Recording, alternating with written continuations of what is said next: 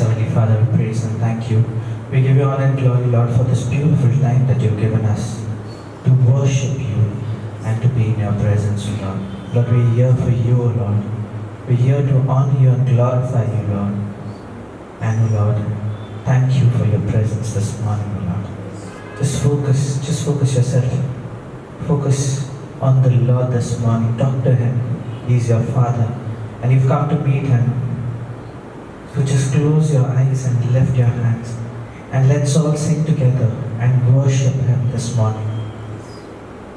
Thank you, thank you. Let's all sing the song, Prabhu Parameshwar, Tu Kitna Mahan Hai, and glorify his name today. Let's give him the honor that he deserves this morning.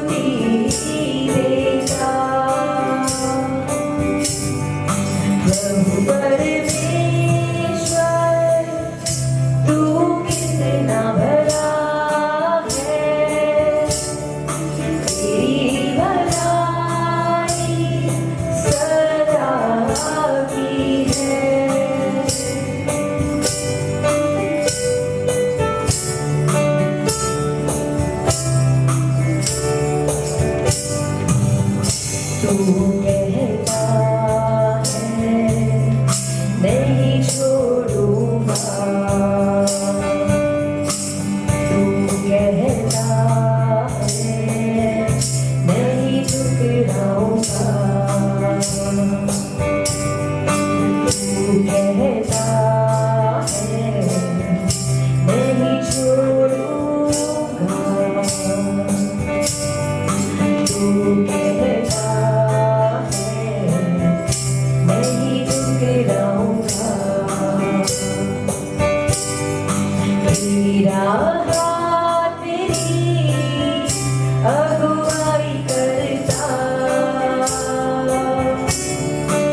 तेरा सामर्थ मुझे बल देता,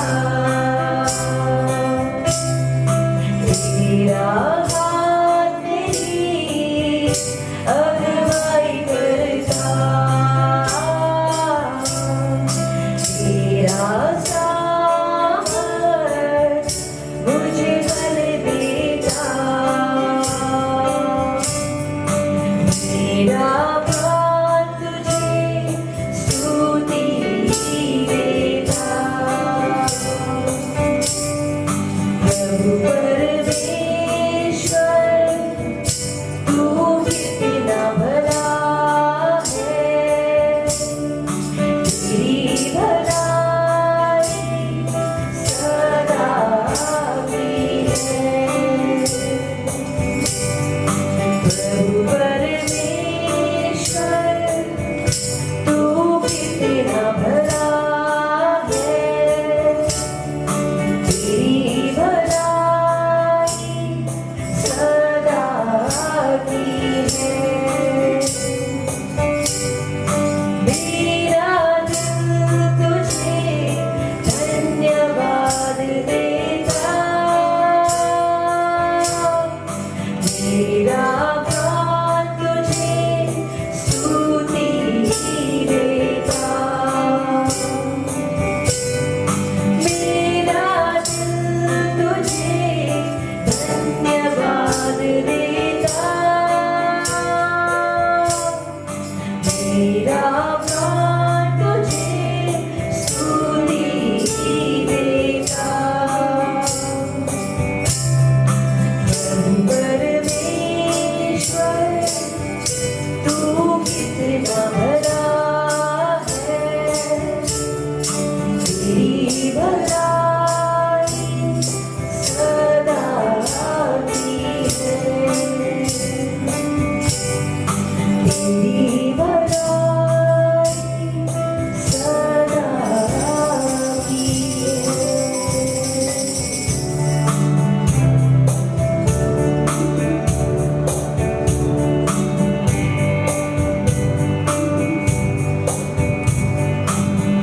Let's keep worshiping the Lord and honor Him and glorify Him.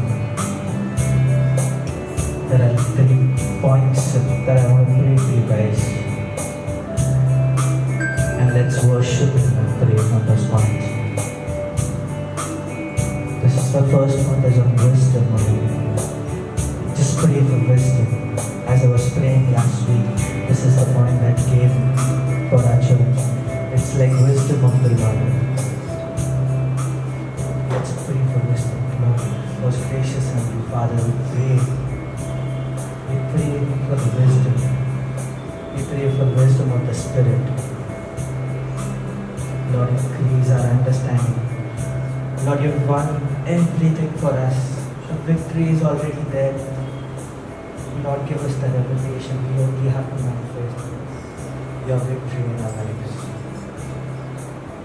And Lord, you reveal those secrets to us. There is no warfare because the victory was already there for us. It was victorious 2,000 years ago. And only that victory has to manifest in our lives. Lord, reveal that secret of the principle to us, O Lord. Thank you. Thank you. Lord, we declare ourselves free from every iniquity in the name of Jesus Christ. Thank you, Abba Father. Thank you, Abba Father, for the cross, Lord. Thank you for everything. Thank you, Lord. The second point that I want to pray on is the renewal of our mind. Lord, renew our mind this morning, Lord. new revelation of the Holy Spirit, a new understanding of your word. Lord, we declare that I have a sound mind, O Lord, which is word-based, O Lord, which is based on the word of the Lord. Lord, I pray for the renewal of mind of my family members, of my children, of my loved ones. Just pray this morning. Pray for the renewal of your mind. Pray for your children this morning. Pray for your family members. Their mind has to get renewed. The understanding of the Holy Spirit, the understanding of the principles of the kingdom. Every negativity will rebuke it in the name of Jesus Christ. And Lord, reveal yourself to us in a new way this morning. Reveal yourself, Lord. Thank you, Abba Father. The third point is, let's apply the blood of Lord Jesus. Let's understand the importance of blood of Jesus. Because when the accuser comes, the blood of Jesus speaks on behalf of you. There is no sin, there is nothing, because that blood is speaking for you. So pray this morning, apply the blood of Jesus Christ on you, on yourself, on your family member, on your wife, your husband, your house, and yourself. Just pray in the name of Jesus. Every legal access that the enemy has over our life, our family, that legal access is broken in the name of Jesus Christ. Yes, so Lord, this is a new season, O Lord. This is a new beginning, O Lord. And only word of the Lord will prevail. Thank you, my Father. Thank you for everything. Let's glorify and honor His name this morning. Just keep praying in tongues for a while. Just lift your hands and pray in tongues. Just pray in tongues. Everybody stand up, lift your hands and pray in tongues. Just keep praying in tongues. Pray for your family members this morning. Pray for your children this morning. Pray for yourself. This is a new season and a new revelation. The new relationship with our Father is important. Just keep praying in tongues.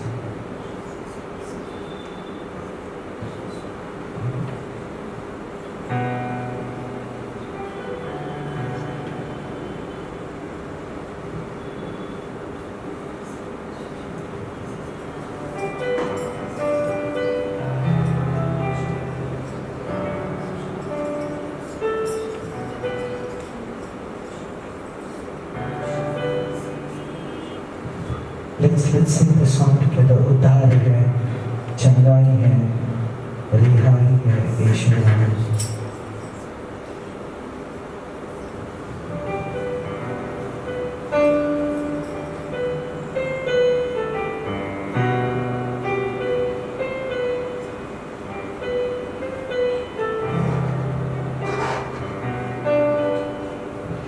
उद्धार है,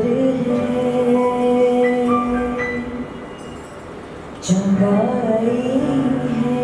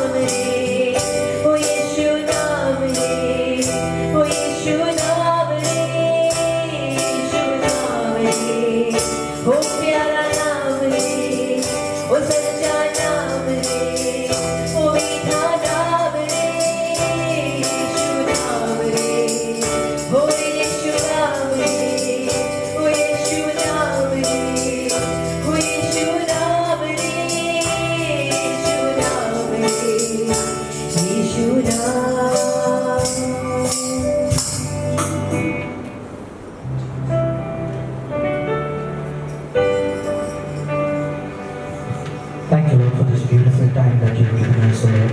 Thank you for everything. We give this time into your hands. You lead and you guide and you take care of us, O Lord. Whatever word that our pastor preaches, O Lord, let us enter our hearts, O Lord, and reveal yourself to us. In Jesus' name, I ask this prayer. Amen.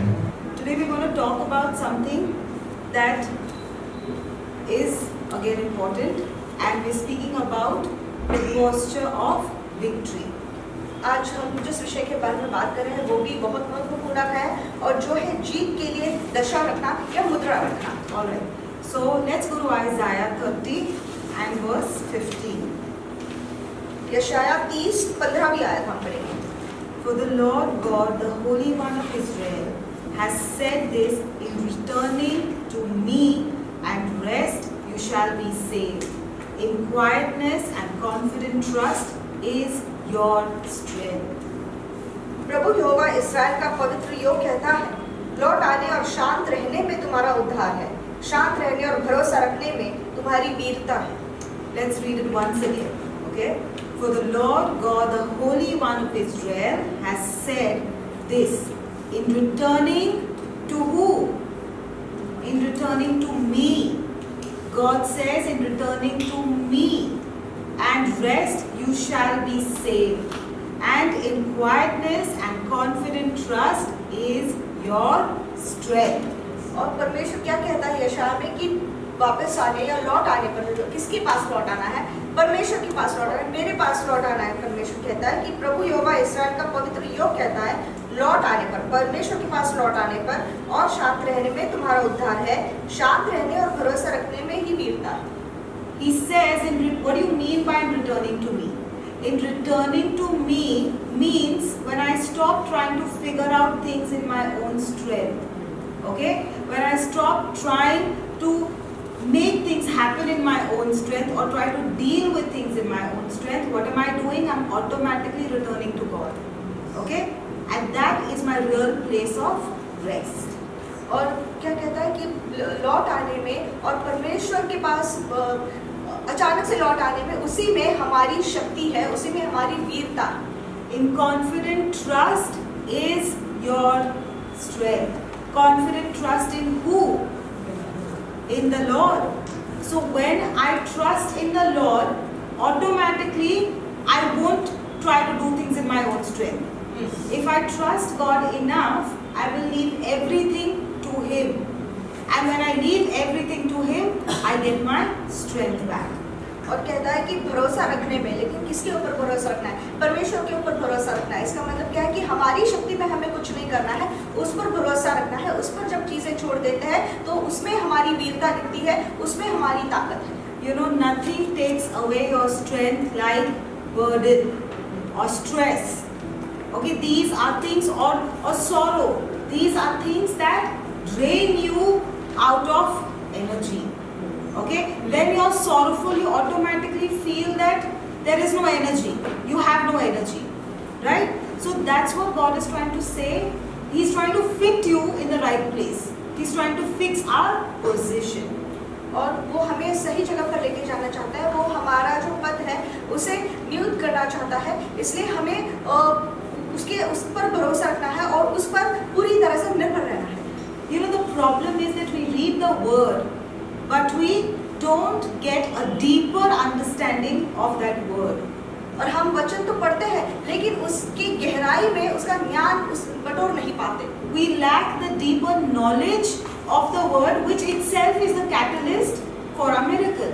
और हम वो ज्ञान बटोर नहीं पाते जो हमारे चमत्कार के लिए उत्प्रेरक ठहरता है। Because that particular word itself is the major catalyst in your miracle.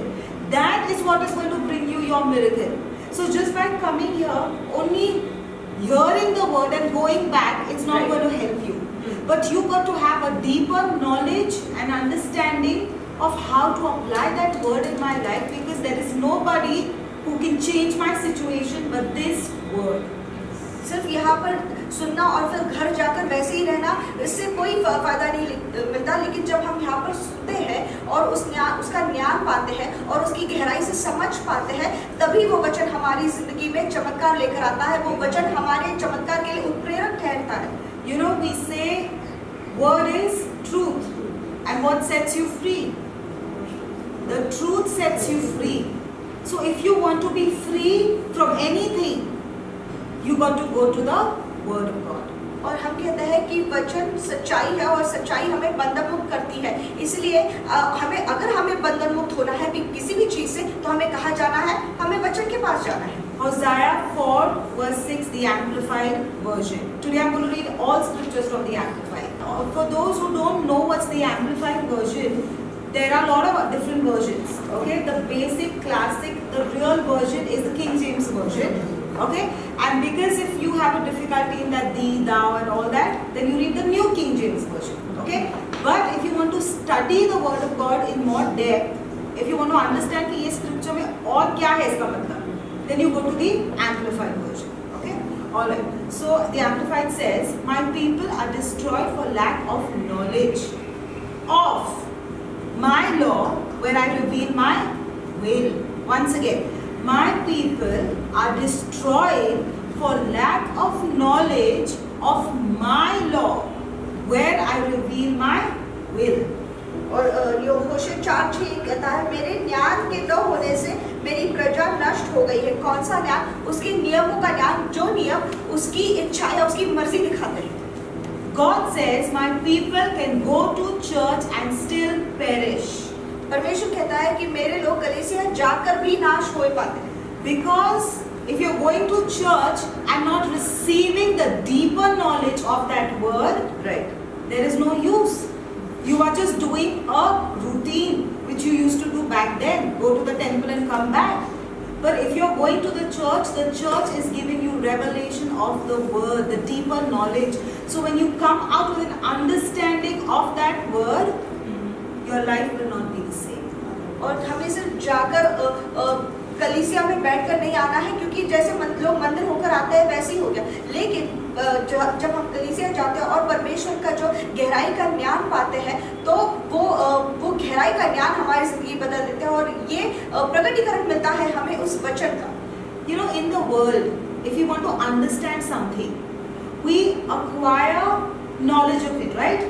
If you don't understand something, what do? Google. You Google it out, right? So how about going more deeper into the word? Why do you Google it out? Because you want a deeper knowledge of that particular thing.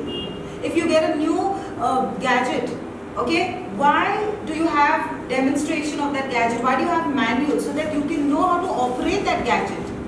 But today the word is coming to you. If you don't know how to operate that word, if you don't go into the deeper and try to understand what is this word, how is it going to help me, then you're always at a loss.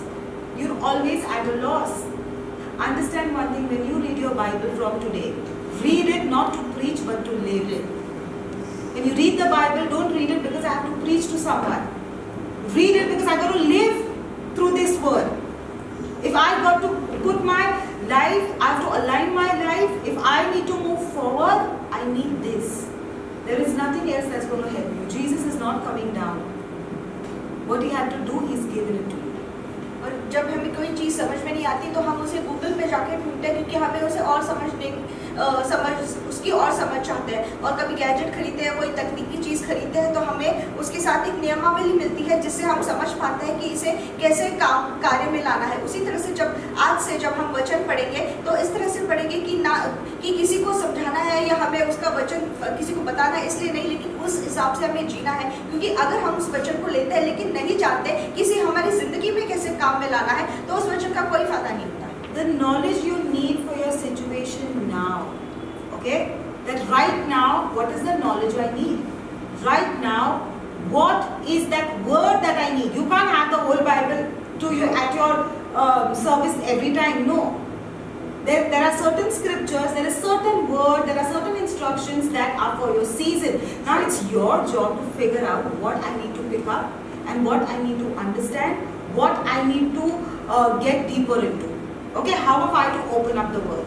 It's like, a gift that's given to you. Whenever you get a gift, do you just keep it like that? No. You will open it up. You want to know what's inside of it because that gives you joy, that gives you something. It could be something that you always wanted. That's how the word comes to you. So when the word comes to you and you keep it packed like that, your situation is not benefiting. You're not benefiting. But when you open up the word, that's when your situation start to change. और आपकी जो परिस्थिति है उसके लिए पूरा Bible काम में नहीं आएगा. आपको उस वचन को ढूंढ निकालना है जो आपकी परिस्थिति के लिए लिखा गया है, या तो फिर आपकी परिस्थिति के लिए काम आएगा. तो जैसे अगर किसी को भेंट देते हैं तो हम भेंट वैसे ही नहीं रखते, हम उसे खोल कर देखते हैं कि उसके अंदर क्या है और फिर वो देखकर खुश होते हैं. तो उसी तरह से वचन भी है. जब वचन आपके पास आता है उसको बंद करके नहीं रखना है, बल्कि उसको खोल के देखना है ताकि वो वचन हमारी परिस्थिति के काम और हमारी परिस्थिति उस वचन के द्वारा बदल जाए. You don't always have to require of God when you are in trouble. Even when you are in your happiest moments, even when you are in the midst of your miracle, even when you are in your glory zone, you still need God. You still got to require God. और भले ही आप कितने भी खुश हो या तो फिर सब कुछ अच्छा चल रहा आपकी जिंदगी में, आप अपने चमत्कार के बीच में हो, लेकिन हर वक्त आपको परमेश्वर की अपेक्षा रखनी है, उसकी जरूरत पड़नी ही है. Because there are decisions you got to make, whether it be big decision, any decision, big or small, you will need God. David was already a warrior. David fought battles and he won victory. He was victorious. But so he could just prepare himself and go and fight the next battle. But before he went for any battle, he first went into the secret place and seeked God. He required God for everything. Because every time there is a new plan, there is a new method. And you don't know until you go into the presence of God. और छोटा या बड़ा कोई भी निर्णय हो, आपको परमेश्वर से मांगना ही, आपको परमेश्वर से उसके उत्तर की अपेक्षा रखनी ही है। और यही हम गलती करते हैं, हम सोचते हैं कि अरे इंसान ये तो बहुत छोटा निर्णय है, इसे इंसानी सूझबूझ से हम ले सकते हैं। नहीं, दाऊद की तरह हमें होना चाहिए। दाऊद तो इतना महान लड़वैया था और वो इतने जो युद्ध है वो जीत चुका था, लेकिन इसके बावजूद वो हर युद्ध के पहले वो परमेश्वर की उपस्थिति में जाता था और परमेश्वर से रणनीति लेता था, क्योंकि हर बार परमेश्वर नई रणनीति देता है, नए तरीके देता है। God says my people perish because they are unwilling to come to the right posture where I can give them rest. Because when you come to a posture of rest in God, that's the place God will reveal His will. He says a place where I will reveal my will. So many people just kind of take a decision, or because they're so overwhelmed with the situation, they try to do things in their own strength. And you know what happens? You're leading from one situation to another bad situation, right? So when you learn to rest in God and you say, God, I'm giving it to you, that's the time God will open up His will and say, now this is my will for you. Certain times you might not understand it in your natural self. So you need the Spirit of God. और हम कभी कभी हमारे नैसर्गिक आंखों से समझ नहीं पाते, इसलिए हमें परमेश्वर की आत्मा की जरूरत पड़ती है। लेकिन उसके लिए परमेश्वर कहता है कि तुम्हें शांत रहने की दशा में आना चाहिए, क्योंकि जब तुम शांत रहोगे तभी तुम परमेश्वर की मर्जी समझ पाओगे, और जब परमेश्वर की मर्जी समझ पाओगे तभी वो तुम्हें बता पाएगा कि इस चीज़ के लिए क्या है। लेकिन उसके लिए हमें शांत रहना है, और जिसके लिए हमें पवित्र आत्मा की जरूरत पड़ती है उस शांत जगह पर। Remember, we as human might have knowledge of 1,000 ways of doing things, but still we can fail miserably. You know why? Because we don't seek God. Because there is one way that only God knows, and that is the way to your miracle. And that one way God does not reveal to everyone, but only to those who require Him. Only to those who go and find their rest in Him and say, God, this situation I can't handle, I need you to do it for me. Right? When you do that, that time God will reveal to you that one way which you never thought even existed. और हमारे पास 1000 तरीके होंगे, 1000 रास्ते होंगे, लेकिन फिर भी हम असफल हो सकते हैं। लेकिन एक ऐसा रास्ता है जो परमेश्वर बताता है, जिससे हम उस परिस्थिति से निकल सकते हैं। तो वो जो लोगों को पता नहीं है, लेकिन वो एक रास्ता सिर्फ परमेश्वर आपको दिखाएगा। लेकिन जब आप परमेश्वर की जरूरत जानोगे, जब आप उसके पास जाओगे, तभी। Psalms 131 verse 2 from the Amplified. Okay, it says, surely I have calmed and quieted my soul. Like a weaned child resting with his mother, my soul is like a weaned child within me, composed and free from discontent. भजन संहिता 131 दूसरा वचन, निश्चय मैंने अपने मन को शांत और चुप कर दिया है। जैसा दूध छुड़ा हुआ लड़का अपनी माँ की गोद में रहता है, वैसे ही दूध छुड़ा हुए लड़के के समान मेरा मन भी रहता है। मतलब शांत रहता है, किसी भी तनाव से और परेशानी से मुक्त। Amen. I want you to write this down. When you learn to rest in God, the war inside you automatically stops. When you learn to rest in God, the war inside of you automatically stops. और ये लिख लीजिए कि जब आप परमेश्वर में शांत रहने के लिए सीख जाते हो, आपके अंदर की जो जंग है वो अपने आप बंद हो जाती है। That's your posture of victory. ये आपके विजय की दशा है या तो फिर मुद्रा है। That's your very posture of victory. यही आपके विजय की दशा है या परिस्थिति या मुद्रा है। Watch this. God is not calming your soul. You got to do it yourself. परमेश्वर आपके मन को शांत नहीं करेगा, आपको खुद को करना है। What is soul? What is soul? We've done so much about soul.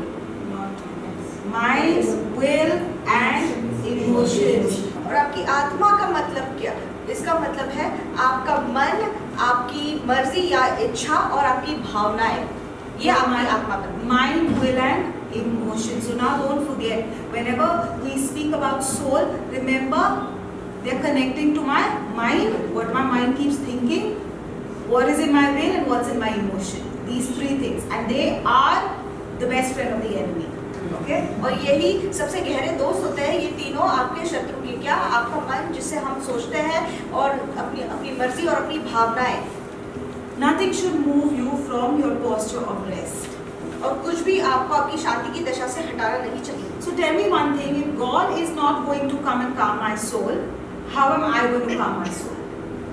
तो अगर परमेश्वर आकर मेरे मन को शांत नहीं करेगा, तो मैं अपने मन को, अपने आत्मा को कैसे शांत करूँ? You know what?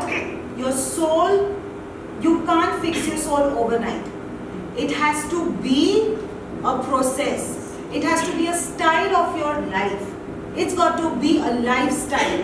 That means I got to hold my soul. Okay, tell me one thing. Where do you keep precious jewels, like she said? But in our houses or whatever, where do you keep your money? Where do you keep your jewelry?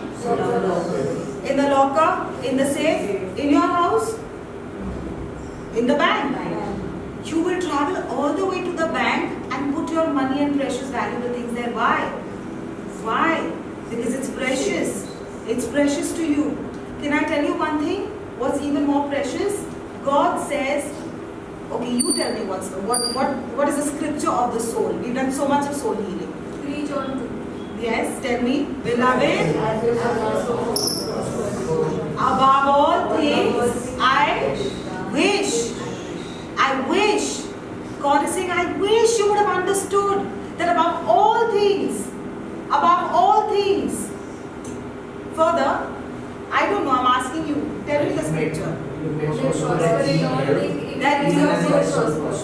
All things.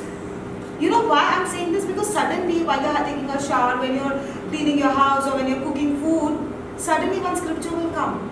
Okay, in your mind, suddenly. Might be you don't even know what it's come, or might be one word that pastor has spoken, suddenly that word comes. And you're like, Arey, what is, and you know what? You don't go down and then you don't dig into it. You don't do your homework on it, that why is this word coming to me in my spirit? There's something connected to this word. I think this word is for this season. We don't go back and dig into the word. Okay, that's what we should do. Alright. So it says that your soul, if your soul prospers, everything else in your life will prosper.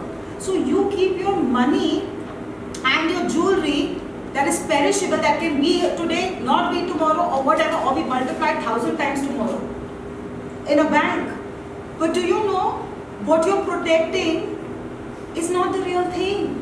The real thing is inside of you, your soul. Because if you protect your soul the way you protect your money and your jewelry, I'm telling you, you'll be the richest in the world. In every area of your life. You'll be rich in every area of your life. We all. So you know what is most important and what is more precious? What we must put in a safe and a lock is our soul.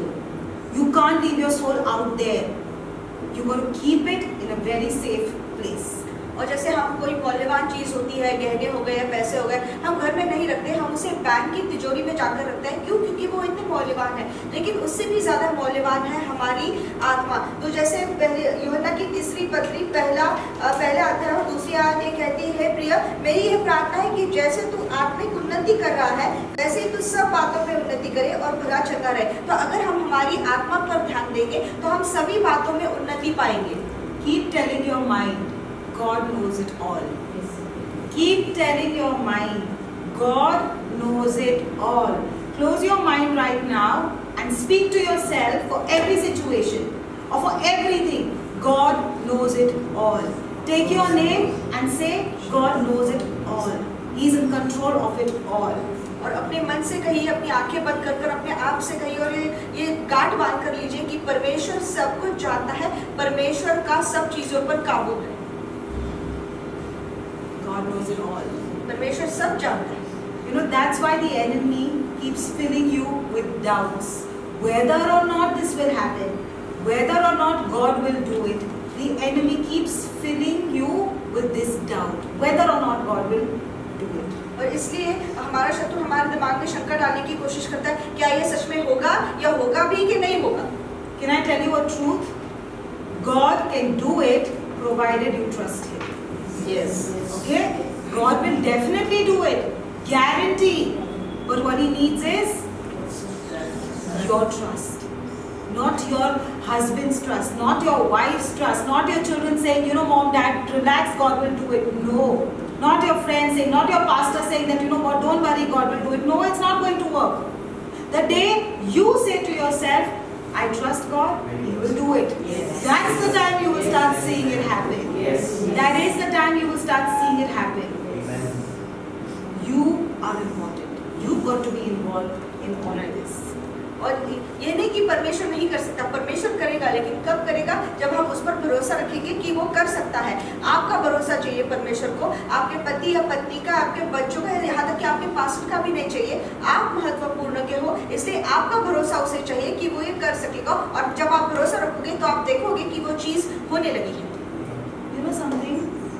The lady with the issue of blood, how many years was she suffering? 12 years. 12 years. Did anybody push her and tell her Jesus is coming? Go? No, it was something inside of her that came out, and she said, now it's time I got to trust. I've gone to all the physicians, I've gone here and I've gone there. Now it's time, it's between me and Jesus. Yes. Now the engagement has to be between me and Jesus. The day she decided, no matter what, with the issue of blood, that means, can you just imagine, she was walking and she was bleeding. It was that bad. And you know, at that time, such people were called untouched. They were separated from society. In spite of that, she said, I will still make through. I will go because I know even if I touch. She didn't say, you know what, Jesus needs to sit face to face with me when I get a vision of Jesus. No, she said, even if I get to just touch the hem of His garment, I'm okay. I'm okay. Did Jesus come in her dream and tell her that, listen daughter, you come, touch the hem of my garment, and that's what? That's all you need. No, it was her faith. She told herself, she decided that I have to just touch the hem of His garment and I'll be healed. Today when you come with that faith inside of the church saying, I just need this word, I need to take this word, put it inside of me, sow it in my life. Sow the word in my life and I'm okay. And my situation is alright. The engagement is between you and Jesus. And do you know, there were so many people, so many thousands who were touching Jesus and were around Jesus and right in Jesus' face. This lady somewhere crawling down, she might have just touched the hem. You know what's the hem? It's just the corner, the border of His garment. And Jesus said, wait, who just touched me? Because I felt virtue move out of me. He said, who touched me? Seriously, Jesus, so many are touching you. Who are you talking about? No, there is one who touched me with real faith in me. She came not with her faith, she came faith in me. Knowing that my Lord can do it for me. Amen. Knowing that even if it's been 12 years, I've tried everything. There is not one table I have not turned for my miracle. But my Lord can do it for me. I don't care how impossible it looks right now, but my Lord will do it for me. That's when the virtue moves out of Jesus. Beloved, there are many believers. There are many who keep taking the name of Jesus. But you know something? You got to be the one who takes His name in a very different way.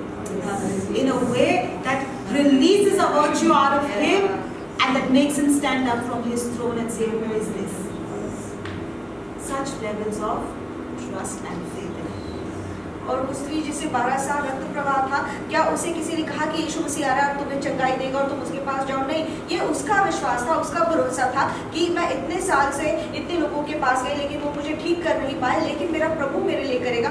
और उसके सपने में यीशु मसीह नहीं आके कहा कि मेरी बेटी तुम आओ मेरे पास और मैं तुम्हें चंगा करूंगा। वो लड़खड़ाते हुए गई, वो रेंगते हुए गई और उसने सिर्फ यीशु मसीह के जो कपड़ा था उसका कोना छुआ, इस भरोसे के साथ कि मुझे उसे आमने सामने बात करने की जरूरत नहीं है, उसे मुझे छूने की जरूरत नहीं है, मैं अगर उसके कपड़े के कोने को भी स्पर्श करूंगी तो मैं ठीक हो जाऊंगी। और यीशु यीशु मसीह ने कहा कि मुझे किसने छुआ, क्योंकि मुझसे चंगाई बाहर निकली। और उस शिष्यों ने उससे कहा कि तुझे तो इतने सारे लोग छू रहे हैं। उसने कहा नहीं, एक विशेष विश्वास के साथ, ऐसा विश्वास जो खुद का नहीं था लेकिन मुझ में उसका विश्वास था कि उसे चंगाई प्राप्त होगी, किसी ऐसे ने मुझे छुआ है। तो दुनिया में बहुत सारे लोग तो यीशु मसीह का नाम लेते हैं, लेकिन हमें उसका नाम इस तरह से लेना है कि वो अपने सिंहासन से उठ खड़ा होगा और कहेगा कि मुझे किसने बुलाया, किसने मुझे छुआ। Be still inside you, outside. Being still. What do I mean by inside, outside? That means inside, I am not nothing. There is no worry, there is nothing jumping. I am not all of anxiety. I am not stressed out. But I am resting. Yes. Okay? Being still. And trusting the Lord. Only the one who can trust God completely can be still.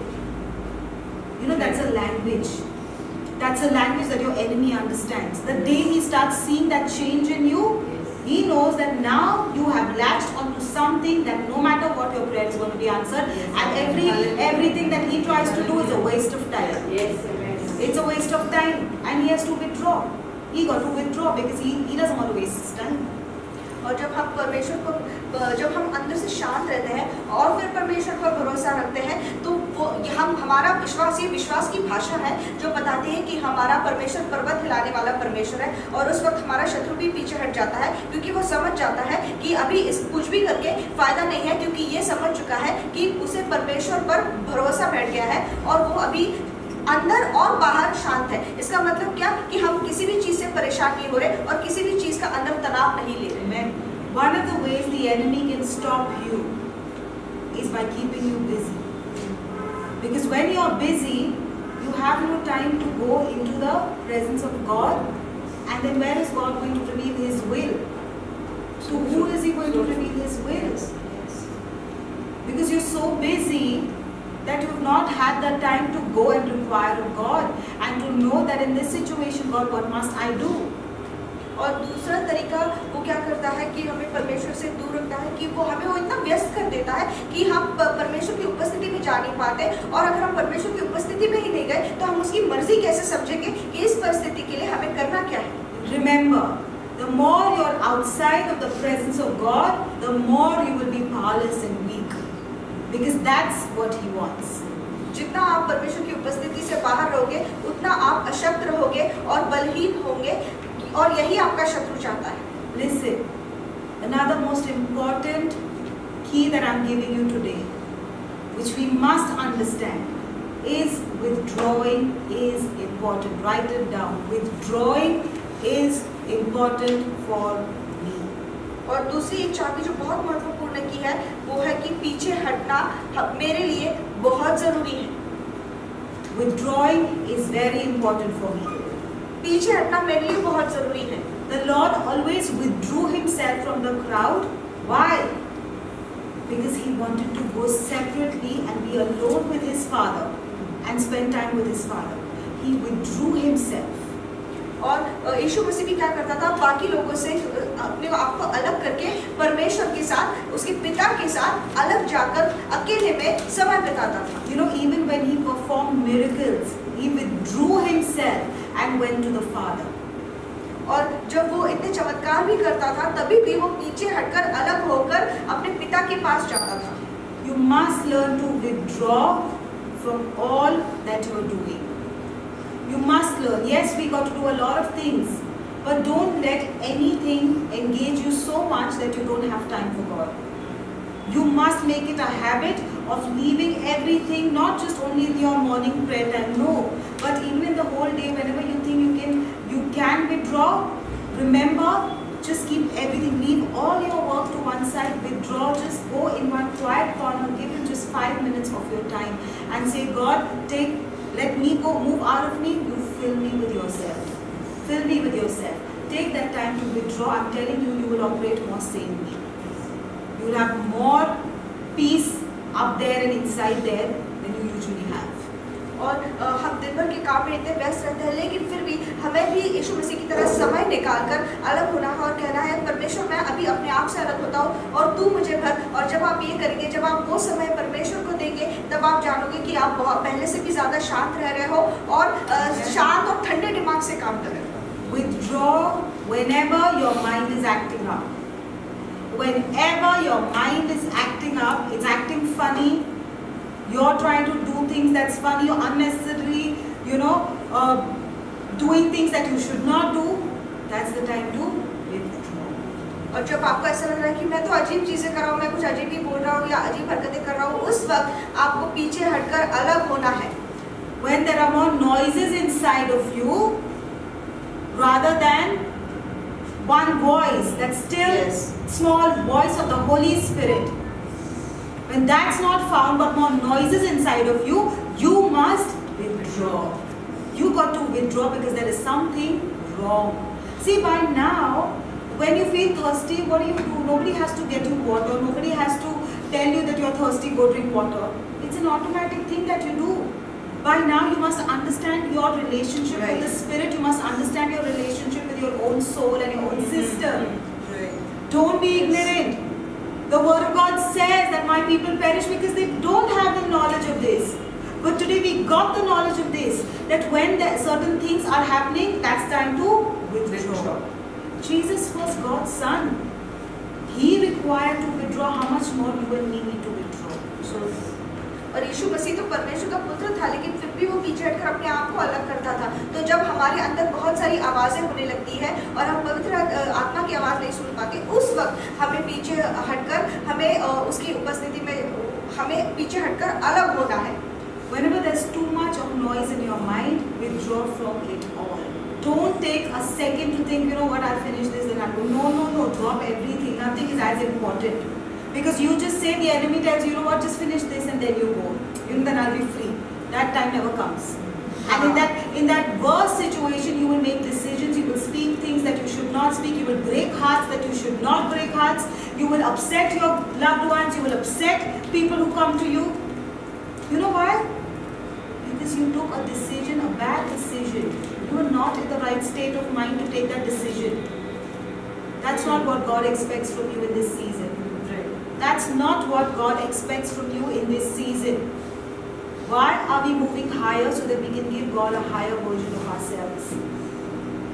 We can give God a higher version of ourselves. We need the ark of God in our house. Yes. David had left it at Obed-Edom's house because he did not get it into his house in the right way. No. You can't do that. You can't do that. You can't bring the presence of God into your house in the wrong way because it's never coming. He told David, just leave me there. Go. I'm not coming to your house. Leave me in Obed-Edom's house. When he left the ark in Obed-Edom's house, what happened? Can you please tell me? What happened?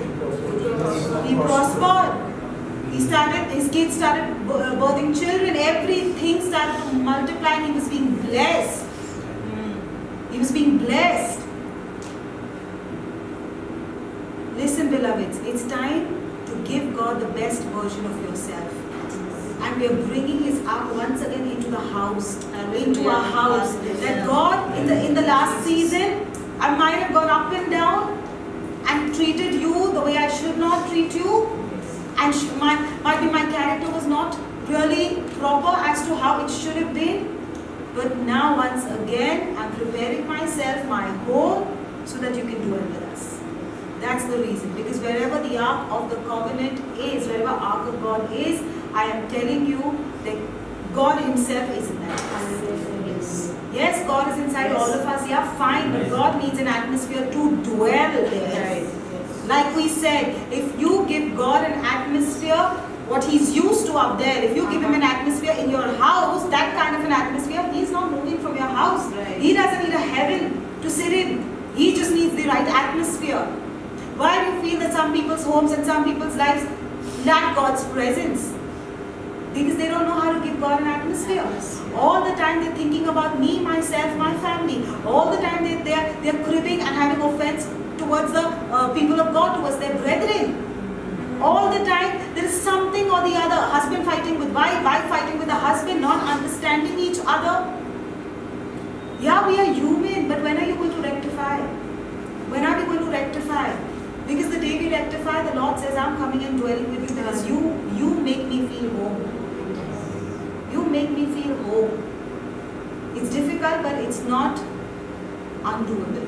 We can still do it. और हम सोचेंगे कि अभी ये काम खत्म करके फिर परमेश्वर उनकी प्रार्थना में जाता है, उपस्थिति में जाता है, ऐसा समय आता ही नहीं है क्योंकि हम दूसरी चीज़ में लग जाते हैं। तो जो भी आप कर रहे हो उसे छोड़ दो और फिर परमेश्वर की उपस्थिति में चल जाओ, क्योंकि अगर आप प्रार्थना में नहीं जाते हो तो क्या होता है कि हम ऐसी चीज़ें बोल देते हैं या ऐसी चीज़ें कर देते हैं, किसी को दुखा देते हैं, गलत निर्णय ले लेते हैं, क्योंकि हमारा आत्मा शांत नहीं होता है उस वक्त। तो हमें इसीलिए हम क्या कर रहे हैं, हम अभी जो प्रार्थनाएं घर में शुरू कर रहे हैं वो इसलिए है ताकि हम परमेश्वर के अहद का संदूक घरों में ला सकते हैं।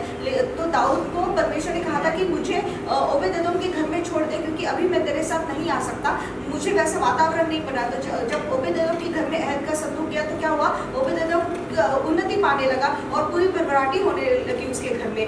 तो परमेश्वर जो है वो ऐसा वातावरण चाहता है जहाँ वो रह सके, उसे स्वर्ग जैसा वातावरण चाहिए। तो लेकिन घर में झगड़े हो रहे हैं या तो फिर हमारा मन शांत नहीं है और बहुत सारी सोच है और पति पत्नी के बीच में झगड़ा हो रहा है और घर में अशांति फैली, ऐसे वातावरण में परमेश्वर नहीं रह सकता। तो हमें परमेश्वर के लिए अहद के संदूक को लाने के लिए उसके अनुकूलित वातावरण बनाना चाहिए। All right. When Jesus performed the miracle of feeding the 5,000, okay, he fed the 5,000. Do you know what he did? He asked the disciples, "You go ahead, because I will not be accompanying you." It's too late. The disciples said, "It's too late. You've just done a miracle. Let's go celebrate. It's too late. What are you doing?" He said, "No. My celebration first happens in the presence of God. You go ahead, I will withdraw first. I will first withdraw and go and take rest in my God. And then I shall catch up with you." और जब यीशु मसीह ने 5,000 लोगों को खाना खिलाया तब उसके शिष्यों ने कहा चलो हम इसका मतलब इसकी खुशी मनाते हैं। लेकिन यीशु मसीह ने कहा नहीं, मैं खुशी पहले अपने पिता के साथ मनाऊंगा, इसलिए तुम आगे हो लो, मैं पीछे से आऊंगा, मैं बाद में आऊंगा। We got to be very, very careful when God answers us and when God blesses us. और हमें बहुत सावधानी बरतनी चाहिए जब परमेश्वर हमारी प्रार्थना का उत्तर देता है और हमें आशीष देता है। Whenever God blesses you, you must first withdraw from your blessing and go to God. Withdraw from your blessing and go to God. तो जब भी परमेश्वर हमें आशीष देता है, पहली चीज हमें क्या करनी है कि उस आशीष से अलग होना है और पहले परमेश्वर के पास जाना है। Or else that blessing so soon will consume all of you that instead of God, you will be worshipping your blessing. और वो इतना हावी हो जाएगा हमारा आशीष हमारे ऊपर कि परमेश्वर की बजाय हम उस आशीष की आराधना करने लगेंगे। And that is a very dangerous position in your life. और ये बहुत धोखादायक जगह है। That's very dangerous. बहुत धोखादायक। Another thing, when you're faced with sorrow, don't linger in that sorrow for too long. Don't let that sorrow captivate you. Don't spend too much time moaning in there. Rise up and go to God. Don't waste your time in your joy or in the sorrow, because both of these things can capture you and keep you in the same place. Your last miracle could be the reason for your this season's defeat, because you spent too much time in the last miracle, and you know what happened? By then God's instructions have gone, have moved forward. God has moved forward. Opportunities have come and gone, but you were so blinded because you were so happy with what happened with me in the last season that you completely failed to obey God in this season. Another thing, when you're so sorrowful, everything is sorrowful around you. You can't see God, you can't understand God, and because you have been mourning in that last place for so long, God has moved on. In both scenarios, you need to thank God for it and then move forward. Move forward, and moving forward is by first moving to God. और या तो हम बहुत दुखी होते हैं या बहुत खुशी में इतने उलझ जाते हैं कि जब हम बहुत खुश रहते हैं तो हम उसी खुशी में उलझकर फिर पिछले ऋतु की खुशी में उलझे रहते हैं, और जब इस ऋतु में निर्देश आते हैं कि इस ऋतु में क्या करना है, हम उस निर्देश को सुन नहीं पाते और नहीं मानते और फिर हम असफलता देखते हैं इस ऋतु में। या तो फिर पिछले ऋतु के जो दुख है उसमें इतने हम हम मातम बना रहे होते हैं कि जब फिर इस ऋतु में उसे बाहर आने का समय होता है और परमेश्वर से निर्देश पाने का समय होता है, हम फिर उसे सुन नहीं पाते। तो दोनों परिस्थिति में हमें उस परिस्थिति से या तो खुशी से या तो फिर गम से बाहर निकलकर पहले परमेश्वर के पास जाना है। Do you know something? Spiritually, we time lapse. Okay, that's one of the principles of being spiritually strong. That means you got to understand, if you are a spiritual being, I'm not talking about the natural, the normal human being. If you are a spiritual being, do you know something? A miracle has happened with you. Everybody around you is saying, wow, what a wonderful miracle. Wow, you got your breakthrough. Wow, and this and that. But do you know, for you, in the spirit, it's happened long back. It's happened long back. The manifestation has happened now. But in the spirit, that miracle took place long back. So for you, it's not so wow and so wonderful. Because that's happened, the manifestation for the people, it's just a manifestation for the people. But your miracle was back then when you already believed and prayed for it, that's when you got it. Now it's just a manifestation, and that time when you got it, watch this, the day you got your real answer from God, knowing that, you know what, God, I know that you always answer me. I'm aligned, whatever I have prayed for is aligning to your word. Then God gives you word, God gives you confirmation, God gives you answers, He gives you instruction. All that is an answer. That's the real answer. Alright? The manifestation is not the real answer, beloveds. That is the real answer. The day God gives you instructions and tells you, you know what, this, I want it to be done this way. That's the real answer. And then the manifestation is not for you. The manifestation is for the people to see and glorify your God. But by the time the manifestation comes, what are you doing? Many people do this. Digging up the soil. Bada ke nahi bada? Aaya ke nahi aaya? Aaya ke nahi aaya? That's what the farmers do. Bank account increase hua nahi hua. Oh. That's what we keep doing. That's not going to help you. The day you have prayed, you have received, you sorted, your miracle has come. Yes. Okay? Yes. Then what do? Then you don't waste time in doing all this. Then you go once again into the presence of God and ask Him, God, I'm ready for the next now. I'm ready for the next assignment. So by the time manifestation comes and they are saying, wow, hoo, ha, he, about all those things, you're like, you know what? You all can sit here and do that, celebrate for me, but I've already moved on to my other assignment. Yes. I've already moved on to my other assignment. That's called spiritual time lapse. That's when you will see miracle after miracle. And I got proof for you. Alright. और जब हम आत्मिक होते हैं तब दूसरों के समय से आगे बढ़ जाता है। इसका मतलब क्या होता है कि जब हमारा चमत्कार हमें दिखता है, वो हमारे लिए नहीं होता है लेकिन लोगों के लिए होता है, ताकि वो परमेश्वर का गौरव करें। जिस दिन हमने उसकी आशीष के लिए, उस चमत्कार के लिए प्रार्थना की होती है और कहा होता है कि परमेश्वर धन्यवाद कि तू हमेशा मेरी सुनता है, उसी वक्त हमारा उत्तर निकल चुका होता है और परमेश्वर से निर्देश आता है, परमेश्वर से वचन आता है उस चमत्कार के लिए। और जब तक वो चमत्कार आता है तो लोग क्या गलती करते हैं कि जैसे बार जैसे बीज बोए तो बार उसे खोद कर देखते हैं कि आया है नहीं आया है, बढ़ा है नहीं बढ़ा, और हमारे बैंक अकाउंट में कितने पैसे जमा हो रहे हैं, बढ़ रहे हैं या नहीं बढ़ रहे। तो इस चीज़ में उलझना नहीं है। तो जब वो चमत्कार या आशीष परमेश्वर देता है, वो लोगों के दिखने के लिए होता है, तब तक हम आगे बढ़ चुके होते हैं और हमारे नए कार्यभार में जा चुके होते हैं। हमें फिर से परमेश्वर के पास जाना होता है और पूछना होता है, परमेश्वर अब मैं अगले निर्देश के लिए तैयार हूँ, अगले कार्यभार के लिए करना तैयार हूँ, अब मुझे क्या करना है। Amen.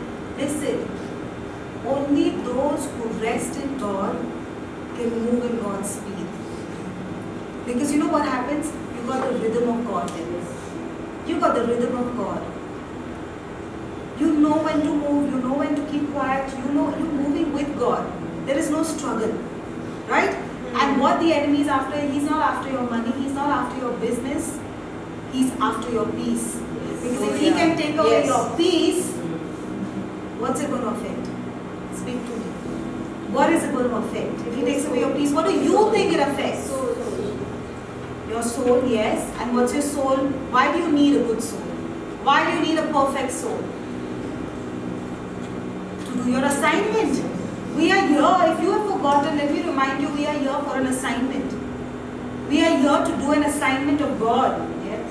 even the work that you are working, the job that you are doing, the business that you are doing is an assignment given to you by God. Because out of that you give, you bring the tithes into the house of God. So that also is an assignment from God.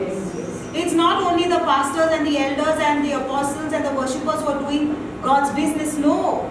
Even you are on an assignment. Because your money touches the holy ground. And it helps the assignment to go forward. It helps the kingdom to be established. So you know what? To do my assignment in the right way, to go to office and while I'm doing my job, to give best performances and to bring the anointing of the Lord in that place, I need peace. The enemy says, I'm going to take the peace. That's what he's after. All right.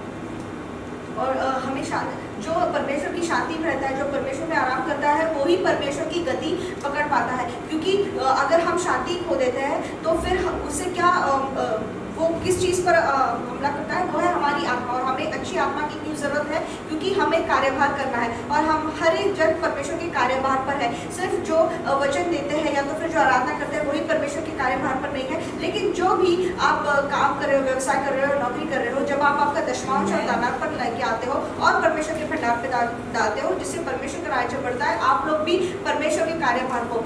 इसलिए अच्छा कार्यभार करने के लिए हमें एक शांत आत्मा की जरूरत है और इसी के पीछे हमारा शत्रु लगा हुआ है ताकि हम हमारे कार्यभार ठीक से ना कर पाए। Listen, watch this now. Why do you need retreats? Why do you need to go for a vacation? Not just to have fun, but you need retreats and you need vacations. Only there are times where we must go for vacations only to be with the Lord. Yes, if you've planned 5 days with the family, that one day tell them, just leave me alone. It's me and my room and God. I just want to have that one day with God. Many pastors have built great empires and established the kingdom of God only because they know how to withdraw. You know, by staying at home and saying, I don't need a vacation, there's nobody in my house. No, there are familiar spirits still. You still will have to go to the kitchen. You still, if you want to, you will have to go and make that and think about husband is coming home, children are coming home. You still have to do that. That's not called withdrawing. Withdrawing means I know that I have time with the Lord undisturbed. Okay? Alright, moving forward now. Listen. The Lord had just got the news of John's death. Okay? Let's read. और यीशु मसीह को ये खबर मिली कि उसका जो भाई था वो मर चुका है। He was the cousin of Jesus. और वो चचेरा भाई था यीशु मसीह का। Let's read Matthew 14 verse 12. John's disciples came and took his body and buried it. Then they went and told Jesus. मत्ती 14वां अध्याय 12वां वचन। तब यूहन्ना के चेले आए और उसके शव को ले जाकर गाड़ दिया और जाकर यीशु को समाचार दिया। Verse 13 says, when Jesus heard what had happened, he withdrew by boat privately to a solitary place. 13वीं आयत। जब यीशु ने यह सुना तो वह नाव पर चढ़कर वहां से किसी सुनसान जगह को एकांत में चला गया। But hearing of this, the crowd followed him on foot from the towns. लोग यह सुनकर नगर नगर से पैदल ही उसके पीछे हो लिए। Verse 14, when Jesus landed and saw a huge crowd, he had compassion on them and healed the sick. 14वीं आयत। उसने निकलकर एक बड़ी भीड़ देखी और उन पर तरस खाया और उनके बीमारों को चंगा किया। Watch this now. This is for you and for me. Okay? Jesus had just heard the news of his close one being beheaded. और उस यीशु को अभी समाचार मिला कि जो उसके बहुत नजदीकी था उसका शिरच्छेद हो गया है। And the first thing he decided, as usual, was I need to go to God. I need to go to the Father to calm myself. I need to go to the Father to rest in his arms. Because I can't move like that. I need to go to the Father. So he planned withdrawing from everything and going to the Father. और पहली चीज़ जो हमेशा की तरह उसने की वो है मुझे अभी मेरे पिता की ज़रूरत है, मुझे उसकी बाहों में जाना है क्योंकि ऐसे परिस्थिति में, ऐसे शोक वातावरण में मैं आगे नहीं बढ़ सकता, तो इसलिए वो एकांत में चला गया। Watch this. We're talking of something really, really deep now. Okay? But he didn't do it. He didn't do it. Why? लेकिन उसने ऐसा नहीं किया। Because क्यों? he saw a crowd and he had compassion on the crowd. क्योंकि उसने बहुत बड़ी भीड़ देखी और उसे उस भीड़ पर दया आई। Beloveds, your assignment should be so close to your heart that no matter what, you are falling down, you are crawling, you are in pain, somebody's died in your family, or you yourself are in the hospital. My assignment is so close to me that I'm going to still find a way to do my assignment. I'm Yes. still going to do my assignment. Yes. Your assignment should never have an excuse. Yes.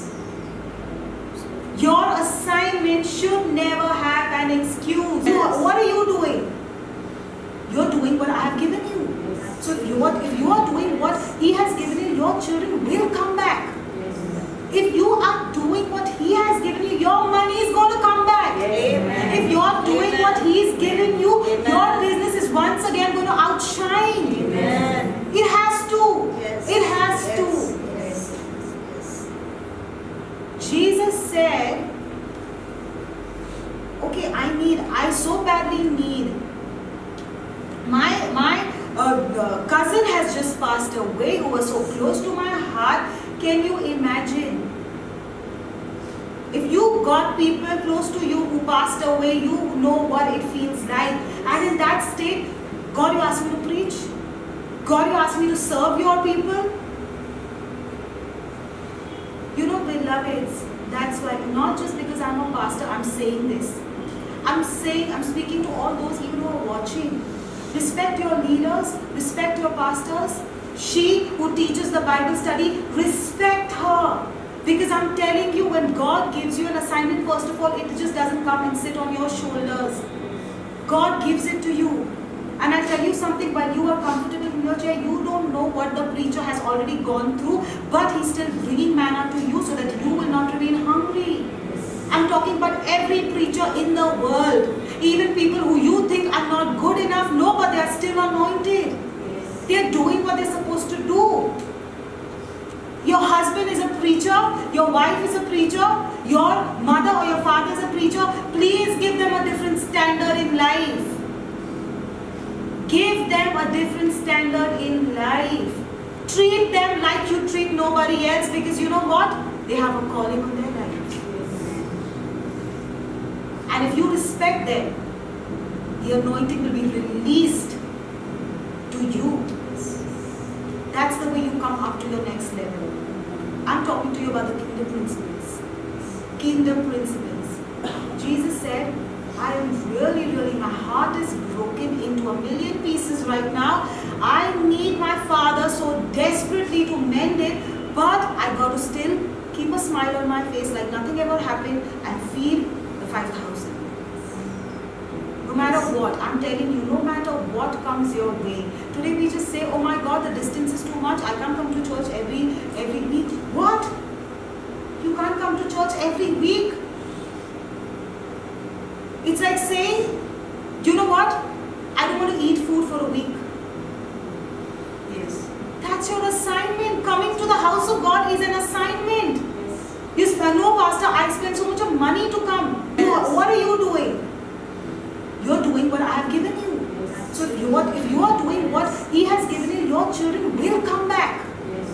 If you are doing what He has given you, your money is going to come back. Amen. If you are doing Amen. what He is giving you, Amen. your business is once again going to outshine. Amen. It has to. Yes. It has Yes. to. Yes. Yes. Jesus said, okay, I so badly need. My cousin has just passed away who was so close to my heart. Can you imagine? If you got people close to you who passed away, you know what it feels like. And in that state, God, you ask me to preach? God, you ask me to serve your people? You know, beloveds, that's why, not just because I'm a pastor, I'm saying this. I'm speaking to all those even who are watching.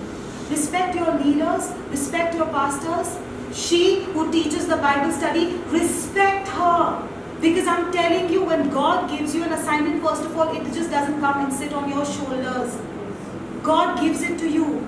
And I'll tell you something, while you are comfortable in your chair, you don't know what the preacher has already gone through, but he's still bringing manna to you so that you will not remain hungry. I'm talking about every preacher in the world. Even people who you think are not good enough, no, but they are still anointed. They are doing what they're supposed to do. Your husband is a preacher, your wife is a preacher, your mother or your father is a preacher. Please give them a different standard in life. Give them a different standard in life. Treat them like you treat nobody else, because you know what? They have a calling on their life.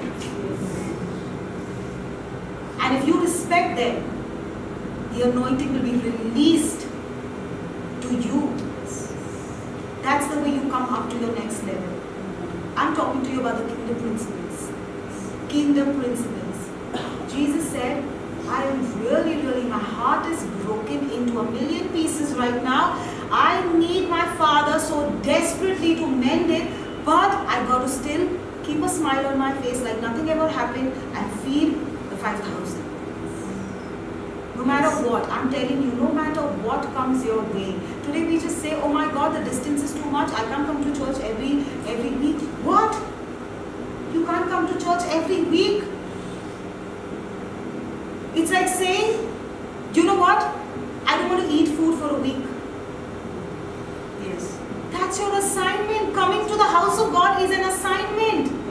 You know, Pastor, I spend so much of money to come. Everybody's got to go through a process. Everyone who's seated on a high seat in this place, ask them. Go and ask them and tell them, please tell me the process of your life. It's good to know. It's good to know. It's good to know. For those who feel it's too much, I alone am handling so much. Please go to people and ask them one day, those who you admire or those who you've seen their lives have changed, go to them and tell them, please give me a day and please sit and tell me what was your process. You know what? You will get to know, and enlightenment will happen, and you will then become even more stronger than what you were. Because nobody receives it without paying a price. Nobody receives it without paying a price. So today, before you talk against those who are on high seats and saying, oh my God, we know how they got there, we know how he did this, we know how she did this, don't you do that. Don't you do that. You know why? Because there was a severe price that was paid, and they have had engagements with Jesus. So do you know what you're blaspheming now? Don't. I'm telling you, our standards of life, our character has to change. The next level is not going to be, it's a glorious level, but I'll tell you something, sometimes it's even difficult to carry glory. When real glory comes, you will want to run away from glory. Yes. It carries, it comes with a weight. We got to be ready for the weight. This was what Jesus was saying. He went and he served them. और यही कीमत यीशु मसीह ने भी चुकाई, क्योंकि गौरव ऐसे नहीं आता, गौरव वजन के साथ आता है। और यीशु मसीह का दिल टूटा हुआ था, उसके घर में मौत हो गई थी, जो उसके नज़दीक का इंसान था, उसे उसके पिता के पास जाकर उसके दिल को ठीक करना था, लेकिन फिर उसने लोगों को देखा और कहा नहीं, मेरा कार्यभार महत्वपूर्ण का है, और उसने उन लोगों को जाकर खिलाया, उन लोगों की जाकर सेवा की। तो जो भी आपके अगुवे हैं, उनका आप आदर करना सीखिए, क्योंकि आपको नहीं पता कि वो किस परिस्थिति से जाकर आप तक वचन पहुंचा रहे हैं। और किसी को भी ये कहकर मत कहीं तुच्छ मत लेके कि मुझे तो पता है कि ये कैसे उसे हासिल हुआ है, ये कैसे ऊपर उठा है, क्योंकि आप नहीं जानते उसकी प्रक्रिया क्या थी। किसी दिन आप उनको जाकर पूछिए कि आप किस प्रक्रिया से गुजरे हो, तब कहीं जाकर आप यहाँ पर पहुँचे हो, तो आप जान पाओगे कि उन्होंने कितनी बड़ी कीमत चुकाई, और यही बड़ी कीमत यीशु मसीह ने भी चुकाई। तो जो भी आपका कार्यभार है, वो आपके दिल के एकदम करीब होना चाहिए, और कुछ भी आपके कार्यभार के बीच में नहीं आना चाहिए। The most important thing was Jesus didn't send them away saying that, you know what, just go away right now. I'm not in a state to do this. He didn't say that because he knew the severity of that. और यीशु मसीह ने उन्हें वापस नहीं भेज दिया कि अभी मैं उस मनस्थिति में नहीं हूँ, क्योंकि वो जानता था कि ये कितना महत्वपूर्ण है। उसने उस भीड़ को लौटा नहीं दिया। Because he knew, I'm not going to allow the sorrow that I just had to hold me back. I'm not going to live in the sorrow for too long. Yesterday, I know so many preachers. I've heard of them. There's one of them, wonderful lady of God, whose father passed away, and the next day she was back in church preaching the whole church like nothing ever happened. There are preachers whose family members have to be cremated. They're waiting outside, but they are still doing Sunday services. Yes. Beloveds, I'm telling you, then who is you and me? Jesus said, I am not going to give up on my assignment. I am not going to let this sorrow hold me back. Why? Because God knows what He's doing. Yes. Because God never makes a mistake. He never makes a mistake. He never makes a mistake. Yesterday while we were worshipping, God just gave me one word and He said, I want to read it just the way it was. I told the people who were there yesterday.